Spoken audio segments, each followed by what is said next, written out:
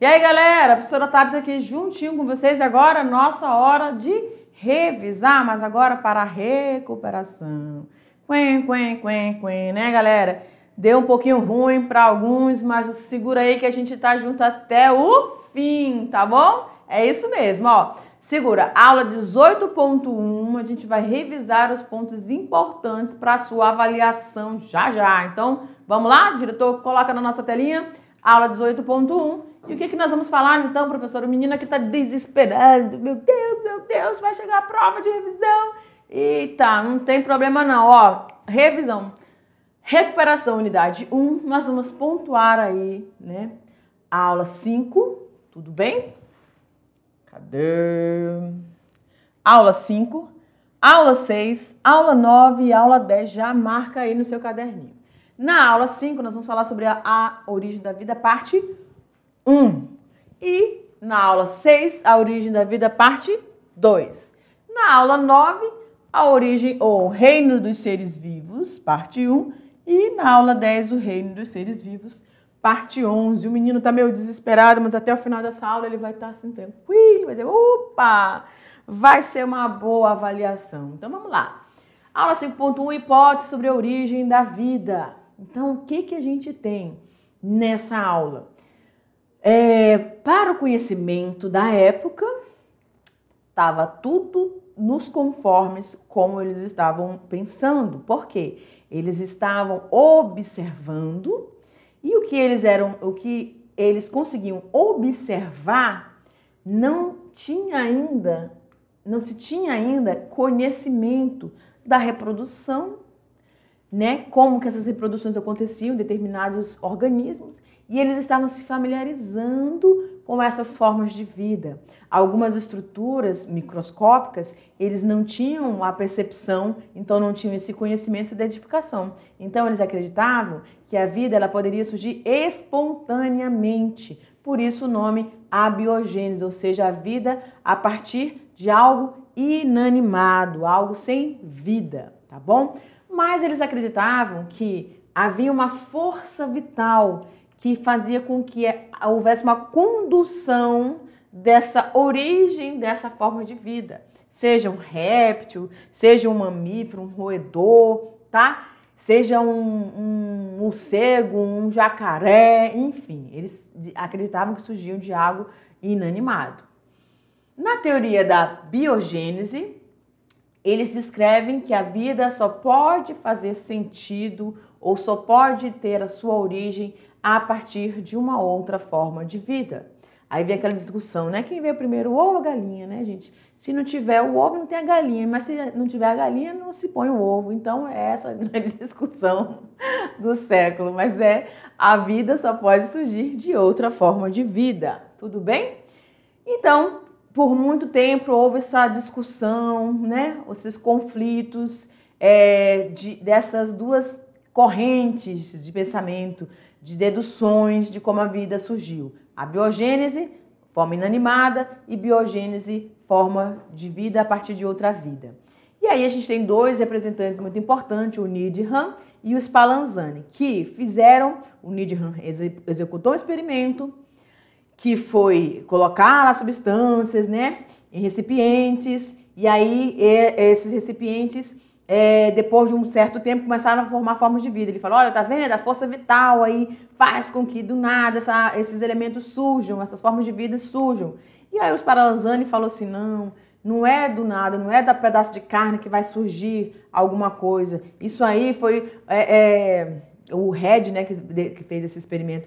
Ele falou, esse surgimento dessa mosca nessa carne é porque eles apareceram, as larvas só podiam aparecer a partir dos ovinhos dessas moscas que iam lá visitando, porque não estava fechadinho direito, né? E aí o Spallanzani fez outro experimento, Needham colocou água fervente, aí o Spallanzani falou, não, ó, você não ferveu direito, enfim, ficaram ainda nesses conflitos, ainda os questionamentos de ambos os experimentos, até que chegou, opa, não apareceu aqui, mas a gente tem o Louis Pasteur que vem e derruba toda essa teoria da abiogênese e diz que sim, se você não tiver cuidado com a manipulação dos alimentos e fechar esses ambientes, pode sim ser visitado por uma mosca, essa mosca colocaram uma larva, um ovinho, desse ovinho surgiu uma larva, então descreve corretamente a teoria da biogênese.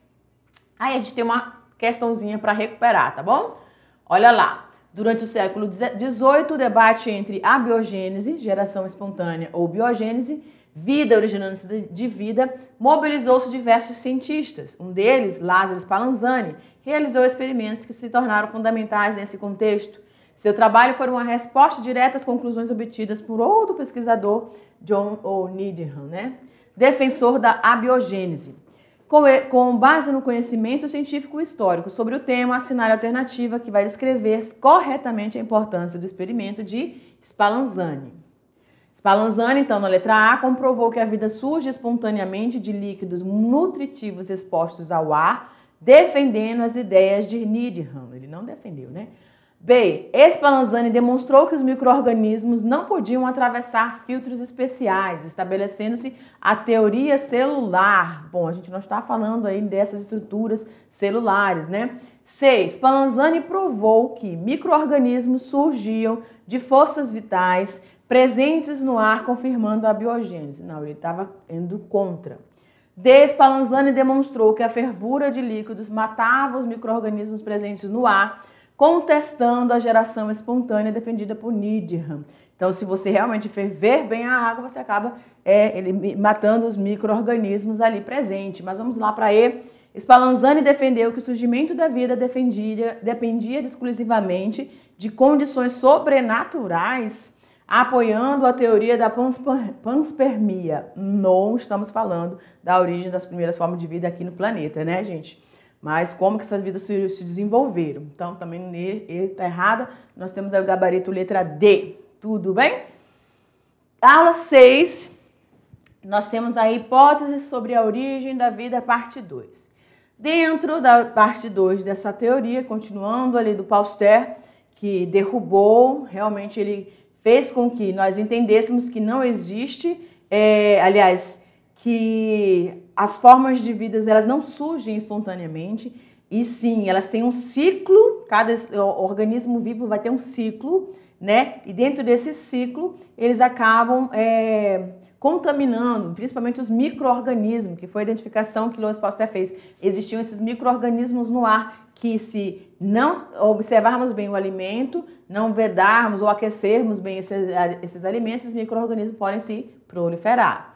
E aí a gente tem o experimento de Miller, né, que descreveu todas as características aí, tentou reproduzir essas características de como era a atmosfera. E aí a gente tem as duas hipóteses muito importantes, hipótese heterotrófica e hipótese autotrófica. Ou seja, as primeiras formas de vida surgiram, né, a partir daqueles coacervados, e esses... Deixa eu vir para cá. Surgiram desses coacervados, e esses coacervados, então, eles vão agora se unir, formando as primeiras formas de vida. E aí essas formas de vida, então, começaram a se aglomerar, formando substâncias orgânicas. Lembram lá os aminoácidos, tudo bem? E aí, nisso, muita substância orgânica deu início, então, ao desenvolvimento de organismos microscópicos, tá? Que eram procariontes, que começaram, então, a se alimentar, metabolizar essas substâncias orgânicas. Então, eles eram os organismos heterótrofos, né? Fermentadores. A partir desses organismos heterótrofos fermentadores, ou seja, anaeróbios, o que é que a gente vai ter? Esses organismos anaeróbios vão começar a liberar na atmosfera muito CO2, que vai agora também coincidir com a permissão da entrada de energia luminosa, ou luz solar, sobre o planeta. E aí lá naquela sopa probiótica, já resfriada, né, tudo tranquilo, começou então a surgir os primeiros seres autotróficos, que eram os fotossintetizadores. Depois desses fotossintetizadores, liberando CO2 e também substância orgânica, no caso a glicose, surgiram os que vão apresentar a respiração celular. Nós, né, seres humanos, também somos heterótrofos e realizamos a respiração celular. E aí a gente também tem a hipótese autotrófica, que acredita-se que surgiu lá nas fendas termais, onde sulfetos eram liberados, essas substâncias inorgânicas. Aqui você tem substâncias orgânicas e aqui você tem substâncias inorgânicas, tá bom? Que começaram a sair dali e essas substâncias começaram a ser realizadas pelos organismos autotróficos que realizavam a quimiossíntese. E aí, isso foi comprovado porque eles descobriram em crateras, em lugares bem inóspitos, em regiões muito salinas, presenças da vida procarionte, ou seja, de organismos muito simples, as bactérias, presentes naquele ambiente que eram capazes de realizar esse processo da forma autotrófica, tá bom? Depois surgiram aí os fermentadores, aí os fotossintetizadores e depois os que realizavam a respiração celular. Isso na hipótese autotrófica. Tudo bem? Pode ir aí passar. Vamos recuperar mais um pouquinho? Abre lá para mim, diretor. Obrigada. A origem da vida na Terra é tema de diversas hipóteses científicas. A hipótese autotrófica propõe que os primeiros organismos vivos eram capazes de produzir seu próprio alimento a partir de compostos inorgânicos, sem depender de matéria orgânica pré-existente. Essa ideia é reforçada por estudos que apontam que, para a existência de formas de vida extremófilas, ou seja, lugares bem extremos, né? Regiões inóspitas do planeta, onde há fontes de energia química abundante. Com base nessa hipótese, assinale a alternativa que indica corretamente o provável local de origem desses seres vivos e o processo metabólico pelo qual obtinham a energia. Tá bem clarinho que a gente acabou de falar sobre isso, né? Olha lá, zonas costeiras tropicais através da fotossíntese. B, superfície continental úmida através da fermentação. C, regiões profundas do assoalho oceânico através da quimiossíntese. Se você prestou atenção, né? Vamos lá. Letra D, regiões árticas congeladas através da respiração aeróbica. E E, lagos vulcânicos rasos através da digestão extracelular. Gente, a primeira coisa que tem que pensar aqui, quando a gente está falando do processo de obtenção de energia química, né? Então, nesses lugares inóspitos, a simplicidade que existia ali no ambiente. Então, o processo fotossintético é muito mais complexo do que o processo de fermentação. Porém, a gente está falando de uma base de substâncias inorgânicas e a gente sabe que a base inorgânica, a base da fermentação é a partir de uma substância orgânica, assim também como a respiração celular. Então, a gente só tem aí como gabarito a nossa letra C, regiões profundas do nosso assoalho. Tudo bem? Através da quimiossíntese. Na aula 9, nós temos aí os reinos dos seres vivos, parte 1, onde nós falamos sobre os dois grandes grupos. E aí nessa aula a gente não falou assim, muito especificamente da reprodução, né? Algumas outras características que a gente vai detalhar em aulas mais para frente. No reino protista, Monera, nós temos aí as bactérias, as cianobactérias, correto? Ou seja, os organismos heterotróficos e organismos autotróficos. Então, eu vou colocar bem assim, ó. Bactérias e cianobactérias, tudo bem? Essas aqui são, deixa eu colocar de vermelhinho, autotróficas e essas aqui são heterotróficas, ok? E dentro dos protistas, aí todos também estão, no Monero são unicelulares, né? E procariontes. Nos protoctistas, nós vamos encontrar as algas protistas, né? As algas protistas. E nós vamos encontrar também os protozoários, né? Enfim, tá bom? Deixa eu passar para cá. Pronto, olha lá. Reino Monera, então bactérias e cianobactérias, os protoctistas, protozoários e algas protistas. E nós temos aí as formas de reprodução desses organismos, né? Dentro dos moneras, através da reprodução assexuada, onde não vai ter formação de gametas, eles se duplicam, né? Heterotróficos e autotróficos, sendo aí as bactérias heterotróficas, sendo bactérias autotróficas. E no reino protoctista, reprodução assexuada, mas também a reprodução sexuada, certo? Desses organismos. Bem, há uma complexidade aí para poder descrever essas reproduções dentro das algas protistas.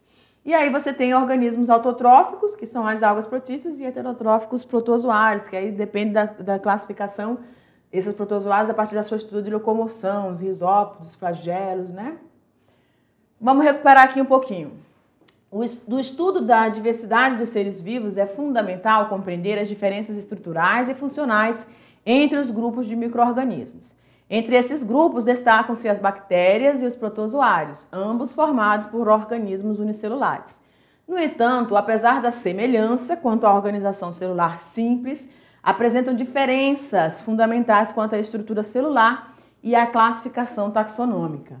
Com base nessas informações, assinale a alternativa que apresenta corretamente a principal diferença entre uma bactéria e um protozoário. Tá boa essa daqui. A. As bactérias são unicelulares e eucariontes. Já matou aqui, porque não são, né? Enquanto os protozoários são multicelulares e procariontes. B. As bactérias pertencem ao reino protista. Não, monera, né? Não vou nem terminar.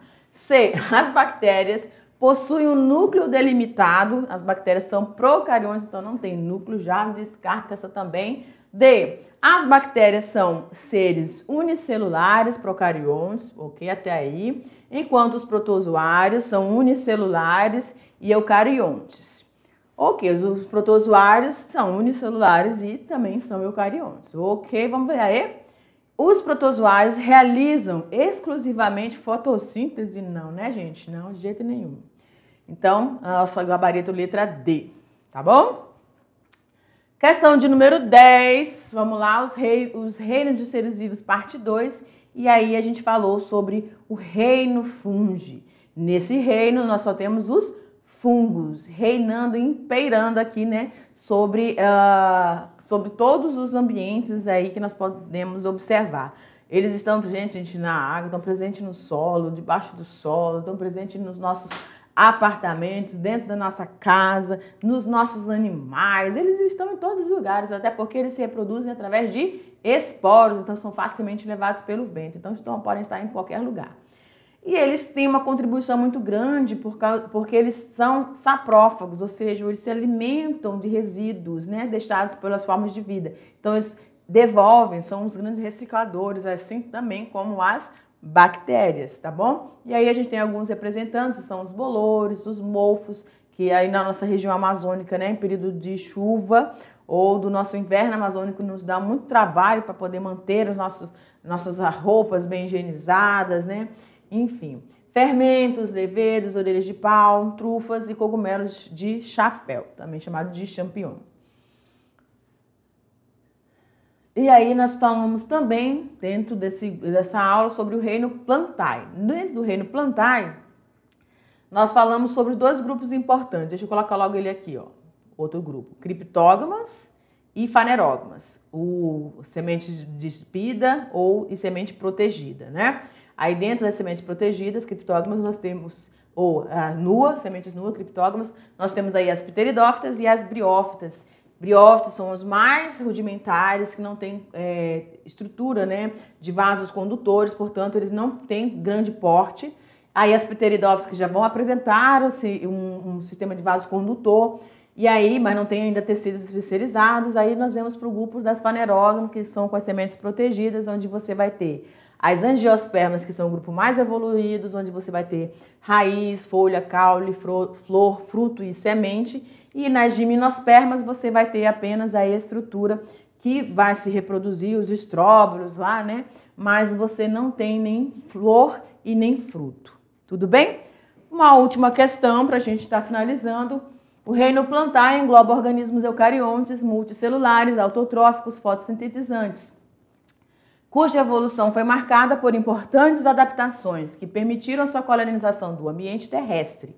Esse processo evolutivo resultou na diversificação em 4 grandes grupos: briófitas, pteridófitas, gimnospermas e angiospermas, cada qual com características específicas de ocupação de diferentes ambientes. Qual a importância dos tecidos vasculares, xilema e floema, ou seja, que conduzem seiva bruta e seiva elaborada? seiva bruta, aquele que vai sair da raiz, vai em direção da raiz para a copa. E seiva elaborada, ou floema, da copa para as raízes, ou toda a estrutura do vegetal, seja produto do processo fotossintético, né? Para a complexidade e distribuição geográfica dessas plantas. E aí a gente tem a construção da nossa resposta, que você vai verificar com a sua se tem algumas palavras-chave.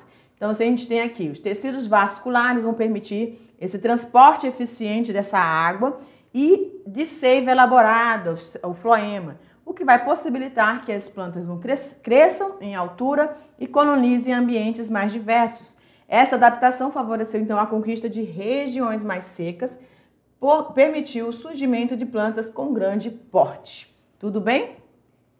E aí, galera, nós vamos deixar você agora aí com a sua avaliação. Desejamos uma ótima prova para você. A gente se encontra na próxima unidade. Tchau!